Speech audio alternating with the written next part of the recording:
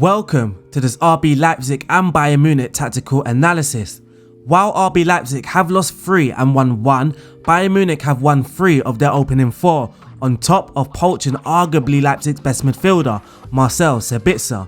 This tactical analysis will look at the tactics of both sides and how it ended up in an emphatic 3 points for Bayern Munich. But before we get stuck into things, if you are new or you haven't yet, make sure you are subscribed to the Total Football Analysis YouTube channel.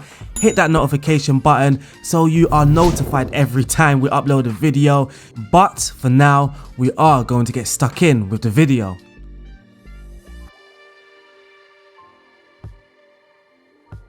Leipzig lined up in a 4-2-3-1 and we saw a few changes from Jesse March after Leipzig's 1-0 loss to Wolfsburg, namely the fullbacks, the double pivot in midfield and some of the attacking unit. Nordi Michele and Angelino came in for Klostermann and Garvidal respectively, while Tyler Adams and Hadera made way for Lima and Campbell. For the attackers, Almo replaced Forsberg. For Bayern Munich, they too lined up in a 4-2-3-1. Julian Nagelsmann had an interesting conundrum to deal with, returning to the Red Bull Arena for the first time as the Munich coach. He stuck with Upamecano to face his former club, but Marcel Sabitzer had to accept a role on the bench. Pavard returned from injury to make his first league start of the season, while Hernandez came in at centre-back, and Sane replaced Musiala on the left in the attack.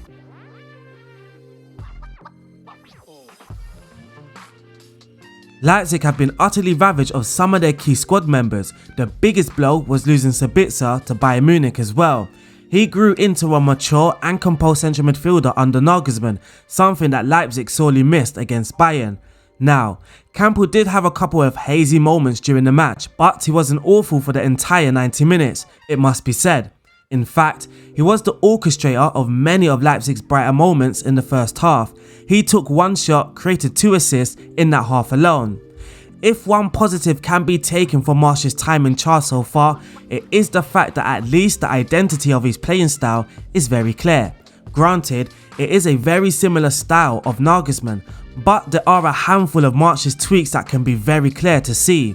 The line of engagement seems to be a touch higher, and there is a heavier emphasis on building through the channels rather than the centre. This has, however, resulted in a fewer chances for the striker, Silva, and more for the wider players. Again, none of their chances were clear cut, but the signs for the future goals are there. Although it should be noted that Bayern across the 12 months or so have had a pretty shaky defence, Leipzig should have done a better job at breaking that down. Bayern's midfield duo of Goretzka and Kimmich have especially been struggling for form as of late, but Leipzig failed to capitalise on that. They seem to lag behind the pace of the game. It was something that Marsch should have noticed.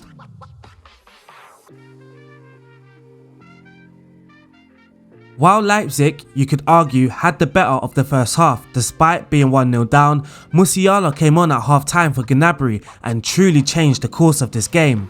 His directness and dribbling ability is becoming second to none, with echoes of a prime Ribéry emanating from his performances on the pitch. The ball seems to be glued to his foot and defenders simply don't know any way of stopping him. He is a player of very few shortcomings and none of them had to do with his output in this match either. He came on, provided 1 goal, 1 assist and went about his business with the usual maturity, awareness and commitment that we are used to seeing by now. We also saw a renaissance of a fantastic talent in the form of Sane on that left wing. Despite being left-footed and modern wingers typically preferring to play on the opposite flank to cut inside, his imitations of Robben ever since joining the club have been wildly underwhelming. In this game, however, back on his preferred side, Sane was the ringleader of several Bayern attacks, thanks in part to his elegant ball carrying or runs in behind in the transition. His ball carrying alone created a number of high quality chances for Bayern and a handful for Lewandowski, who had an unfamiliar cold day in front of goal.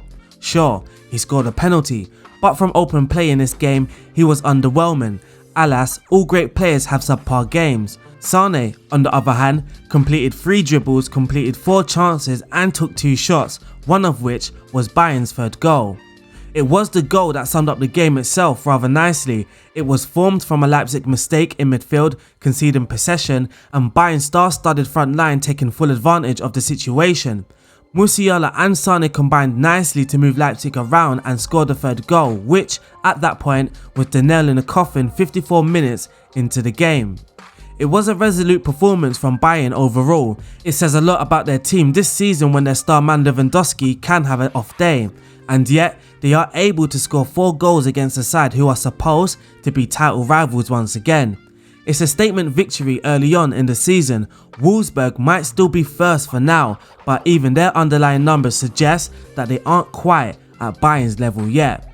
But unfortunately, that wraps up this tactical analysis. My name is RDF Tactics. It's been a pleasure recording this video for you guys. This analysis was written by Thomas Pearce. You can find the article on the Total Analysis website. But for now, if you are new or you haven't yet, make sure you are subscribed. Make sure you like the video as well. I'll speak to you guys soon. Stay safe and peace out.